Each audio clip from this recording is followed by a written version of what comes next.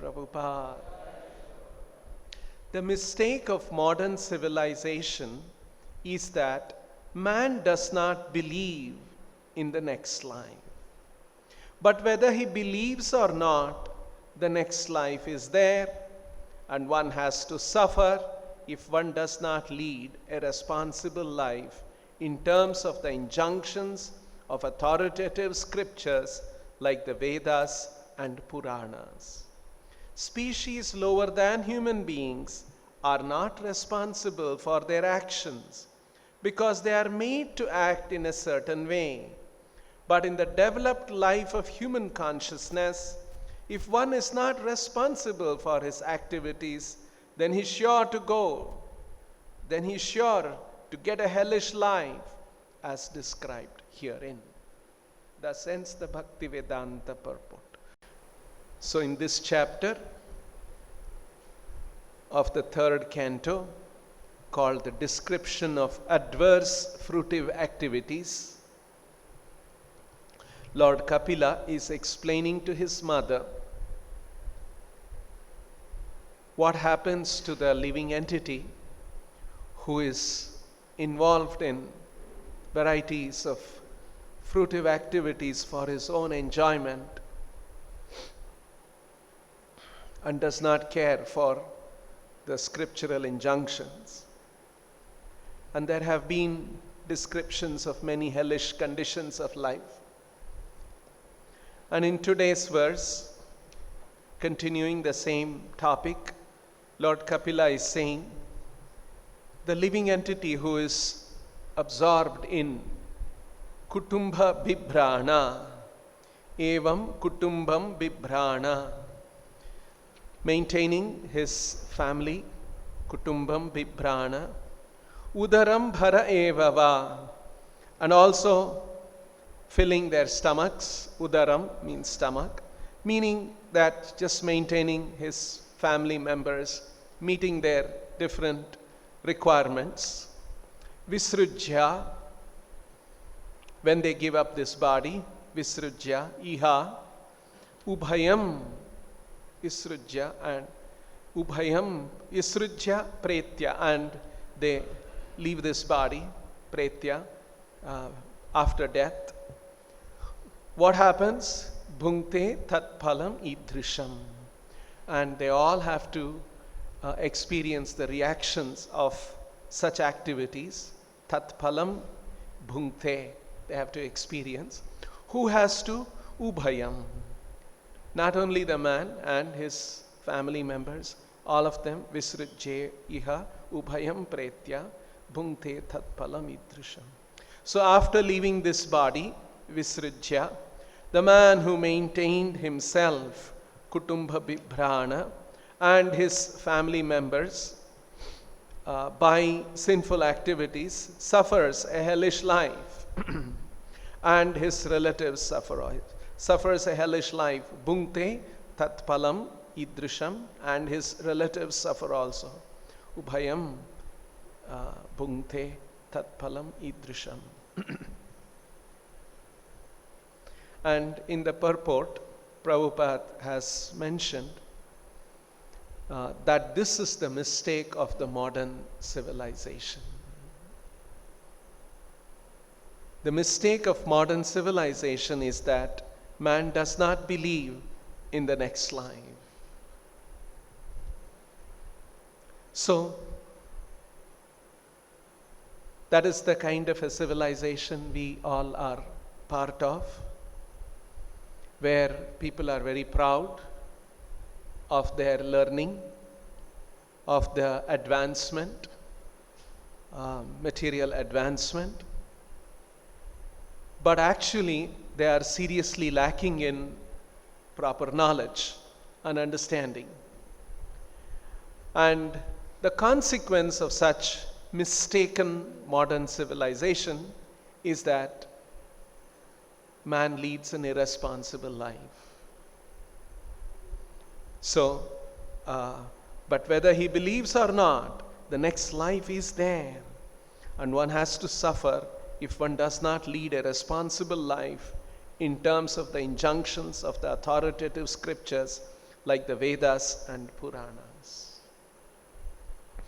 So, mistake of modern civilization, and the consequence of that mistaken understanding and basis for that civilization, people lead a irresponsible life because they have no understanding of higher knowledge and the source of higher knowledge, and as a result, with partial knowledge, they plan their lives, they think that they can figure out, and as a result, they become implicated in sinful activities and they have to suffer. So, this is the situation. I was reading one article.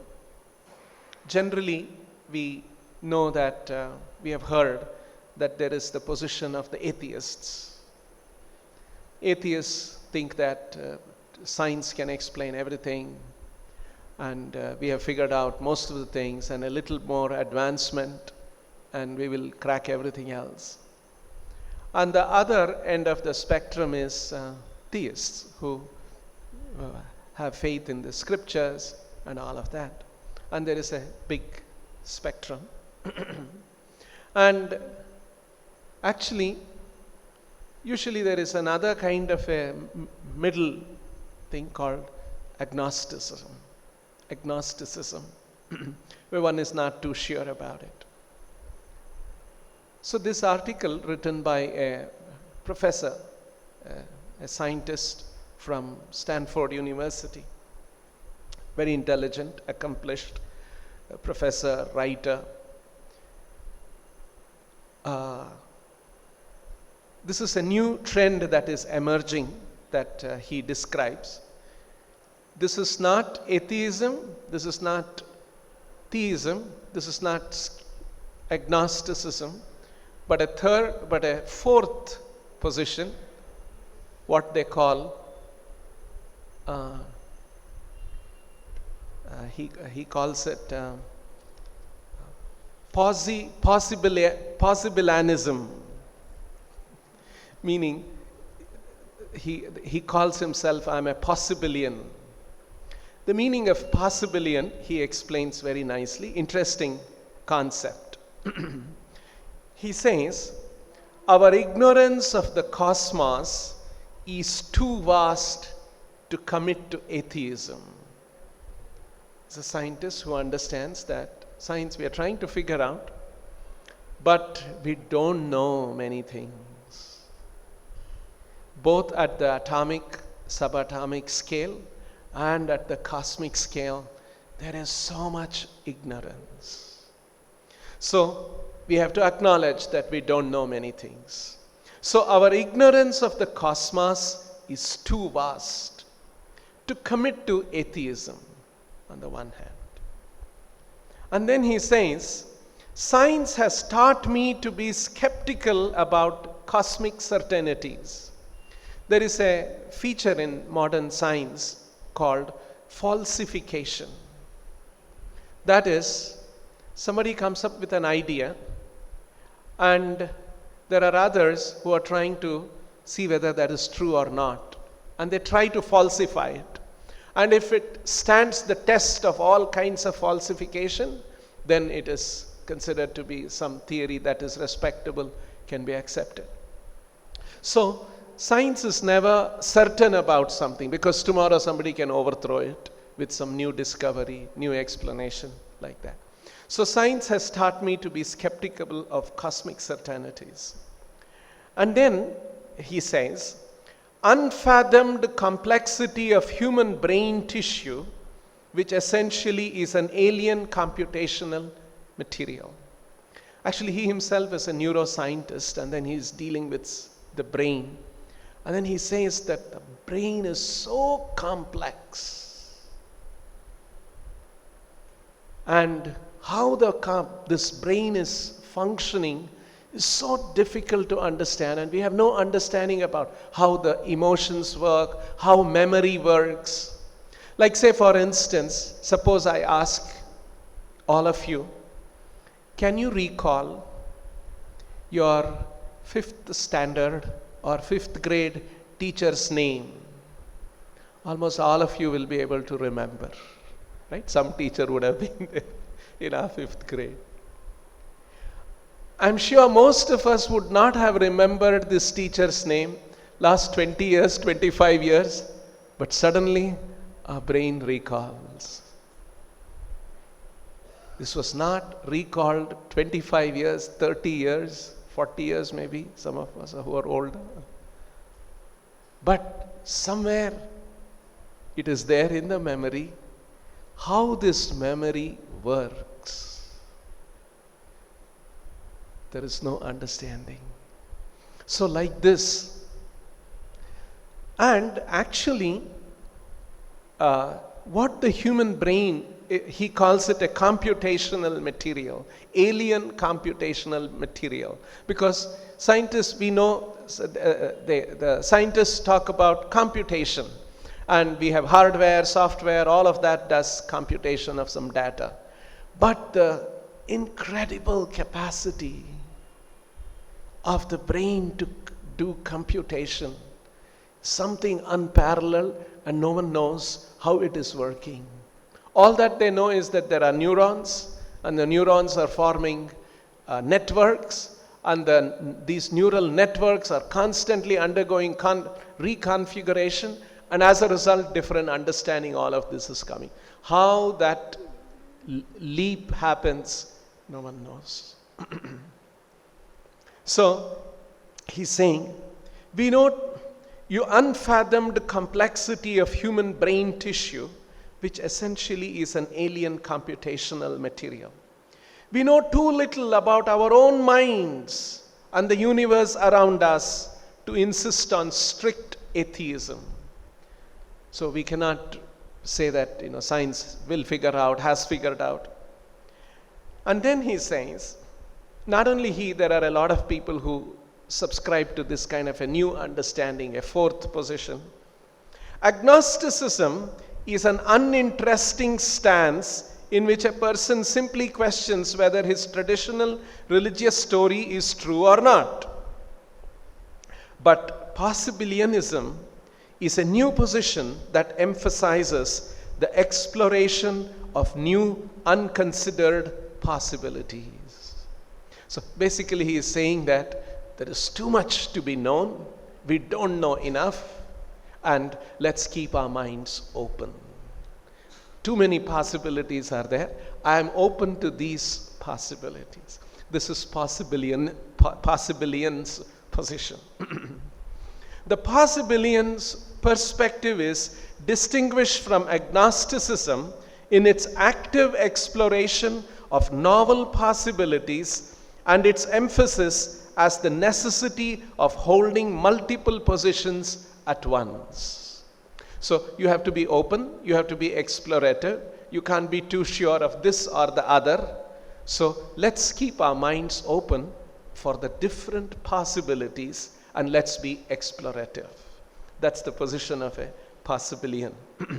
Possibilianism reflects the scientific temperament of creativity and intellectual humility in the face of the known unknowns. There are too many unknowns, and we know that. And so we should have intellectual humility. We can't be arrogant that I'll figure out by intelligence, I'll figure out everything. So possibilianism reflects the scientific temperament of creativity and intellectual humility in the face of the known unknowns. So this is actually a very interesting opportunity for us. Just like in the 1960s when Srila Prabhupada was in the West, he came across, actually Prabhupada was preaching, he had a contact in New York, and Prabhupada came there. That was Dr. Mishra, who was an Ayurvedic doctor, and he was running a yoga studio. And quite high society people were coming there, and Dr. Mishra would give them some Ashtanga yoga and a lot of impersonalism. And Prabhupada knew him from India, and so he was his host for some time. And then when Prabhupada was interacting with them, this Dr. Mishra was a little uncomfortable because Prabhupada was much more elderly than him, and Prabhupada's devotional and spiritual merits were too obvious, and he was worried that Prabhupada will take away all his students. So he was always concerned about it.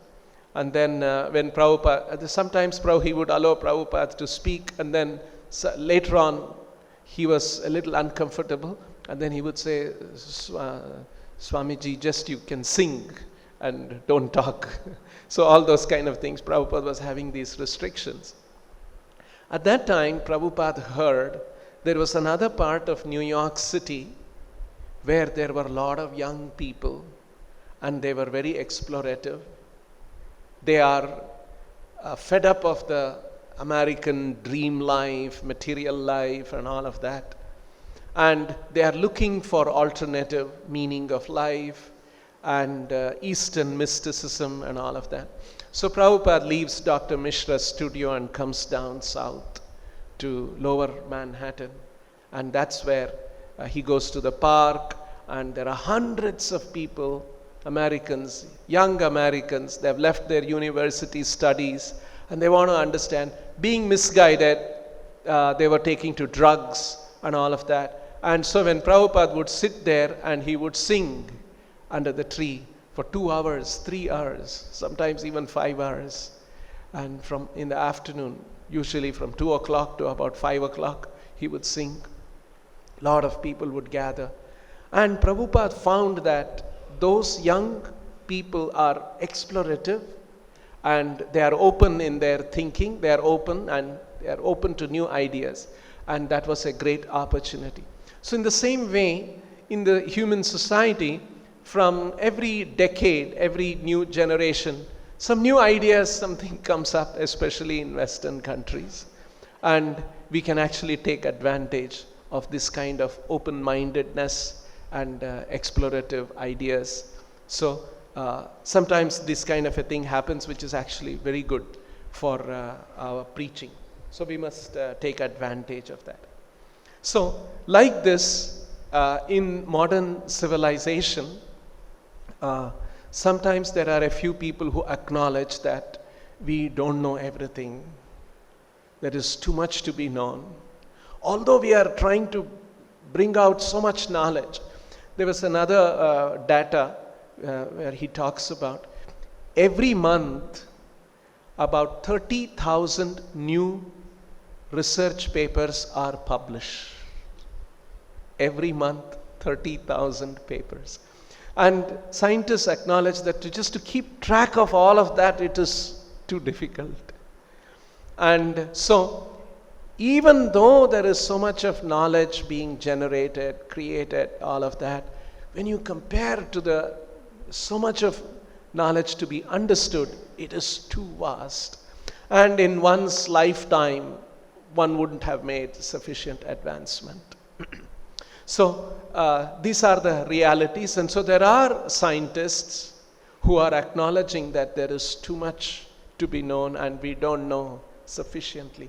So these are actually great opportunities for us to explore and present Krishna consciousness.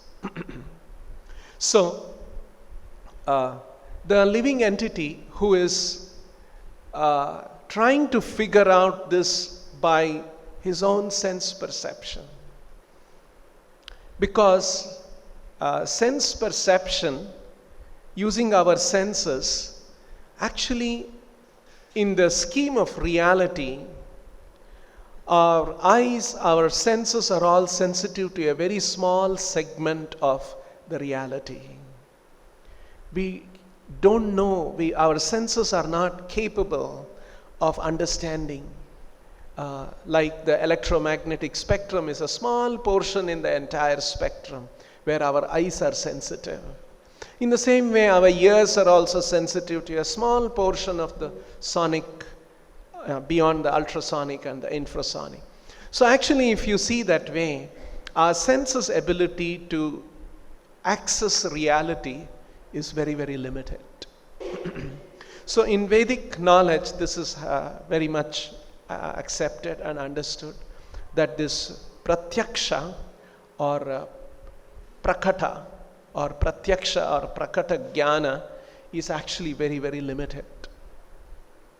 And so in Prabhupada describes 5 levels of knowledge. One is called the pratyaksha knowledge or prakata knowledge. And the second one is called aparoksha jnana, pratyaksha jnana and aparoksha jnana. Aparoksha jnana is also about using logic and some things like that. Like say for instance, we are sitting in this room, we don't see the sun, but we all know because there is sunlight, we can see through the window and we can conclude that there is sun. So this is called aparoksha jnana.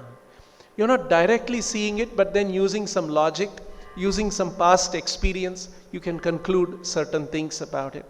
So that's called pratyaksha and aparoksha jnana. Actually, these two are the domain of knowledge of science. Science is actually using logic, reason, and experiments, and all of those kind of things. But the Vedic literatures posit that there is something called achintya. Achintya khalu bhavaha natams tarkena yojayet. There is another realm of reality which is inconceivable, achintya, inconceivable. And what is that inconceivable? Prakritibhya param yacha. Something that is transcendental, prakritibhya param. Param meaning transcendental to prakriti, this material existence. And achintyasya lakshanam. That is the nature of achintya or inconceivable reality. And that inconceivable reality is divided into 3 levels in the Vedic understanding that Prabhupada explains. So pratyaksha and aparoksha are very mundane, material knowledge, mundane platform. And transcendental achintya is of 3 levels of understanding. One is paroksha, another is adhokshaja, and the third level is aprakrita. So Krishna's existence is at the aprakrita level, and adhokshaja level is the Vishnu existence, and paroksha is the level of existence of Brahman knowledge. So knowledge of Brahman, knowledge of Paramatma, knowledge of Bhagavan, Krishna, all of this is considered transcendental. And so we must have some other method of knowing this, because it is beyond natams tarkena yojayet.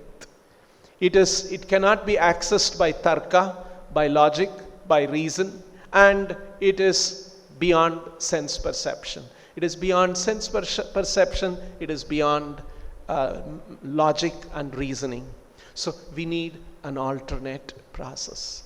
And that is what Chaitanya Charitamrita explains.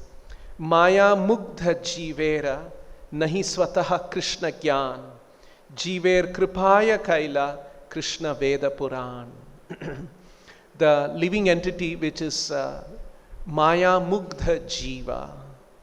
The living entity is bewildered, perplexed, mugdha, jiva, nahi swataha Krishna gyan. On his own, using our sense perception, using our intellectual powers, we will not swataha, nahi swataha Krishna gyan. We will not be able to understand what is the transcendental reality. And to such a living entity who is bewildered, perplexed, limited, constrained with a brain, with their senses, which cannot go beyond mundane knowledge to help such a living entity. Jivera kripaya kaila. Out of compassion for such living entities, Krishna has created Veda Puran, the Vedic literatures. So, Prabhupada gives an example that, like say for instance, we are sitting here, we recently heard that there were a series of terrorist attacks in Sri Lankan, in the churches in Sri Lanka, in some hotel in Sri Lanka. So how do we know that this happened? We all believe, right, that it happened some days back. It happened. And we all know that so many people died, all of that happened. We didn't go to Sri Lanka and figure out. We didn't go. We were not there. So, when there is something that is beyond direct experience of our senses, of our mind, how do we believe that it happened? Because we received this knowledge, this information through television channels, newspapers, internet, and all of those kind of things. So, we accept knowledge which is beyond our immediate perception through authorized channels, news channels, television channels, print media, photographs we saw, and all of those kind of things. Then we accept that, yes, that has happened. So, this is a standard practice in human intellectual development. That's something that you don't know. There are other channels by which you come to know. We know about the whole world through these channels. In the same way, just like news channels are channels to give us knowledge of this world, Vedas and the Puranas are the channels to give us knowledge of the transcendental reality. At least no one can deny this at the face of it. The logic that Srila Prabhupada presents is so powerful. No one can deny that yes, there is a possibility, there's another channel by which we can know some transcendental reality. And the channel of Vedic knowledge, that's the point that Jivera Kripaya Kaila, Krishna. Who Kaila? Who? Krishna Kaila. Krishna created this in the form of Vyasadeva, an empowered incarnation, and he created Veda Purana. And through these Vedas and Puranas, we get this knowledge. So, knowledge from the Vedas give us certain understanding which is beyond our mundane processes of knowledge through senses, through logic, and all of that. From that, we should understand what is responsible life. That's the statement that Krishna makes in the Bhagavad Gita, 4th chapter. Karmano hyapi bodhavyam, bodhavyam cha vikarmanaha, akarmanascha bodhavyam, gahana karmano gati. Bodhavyam means we ought to know. We must know. And Prabhupada is mentioning here, this ought to know is only for human beings. Animals don't have to know. They don't have the capacity. The very common example Srila Prabhupada would give, if the red light signal is there and a dog runs past, nobody is going to catch the dog and penalize the dog. You drive your car past the red light, you are responsible for it.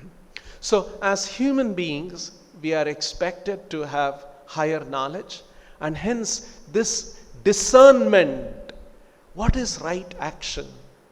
Just like if somebody starts a business and he earns some income and then he uses the profits and then he doesn't pay his income tax, and then the police come after him or the authorities come after him, and then he says, oh, I didn't know that I have to pay income tax. Then the authorities will say, you ought to know. If you're doing business, if you have the intelligence to do business, you ought to know what the laws of the land are. In the same way, In human developed consciousness, we ought to know bodhavyam. What is karmano hyapi bodhavyam? Bodhavyam cha vikarmanaha. What is karma? What is vikarma? Akarmanascha bodhavyam. What is akarma? One must know. So, karma refers to activities which are permitted according to the Vedic literatures. And vikarma is those which are not permitted, which is outside the purview, which is outside the activities permitted by the Vedic literatures. And akarmanaha, inaction, is an activity which brings no reaction. Because all karma and vikarma bring reaction. Karma brings good result, vikarma brings impious result, sinful results, and akarma brings no result at all. So we ought to know, and that is responsible life. So in other words, the way Srila Prabhupada is presenting spiritual life, it is not some kind of a blind faith religion and some kind of a superstition. It is not. Prabhupada is talking about responsible living. There are laws of material nature. It is not that science has figured out everything. Even scientists acknowledge we don't know so much in this world. And even in our lifetimes we will not know. Even 100 years, 200 years we will not know. That's what some of the scientists are honestly accepting. So what will happen? How shall we lead a responsible life? And that responsible life, that responsible life, we need to receive knowledge from Veda Purana, Vedic literatures. And those who have practiced this and realized the truth, the saintly persons, the great acharyas. And by receiving the knowledge from them and leading a life, we will be able to lead a responsible life and not get implicated in sin, like Kapila is warning us. We'll stop here. Grantaraj Srimad Bhagavatam ki, Srila Prabhupada ki.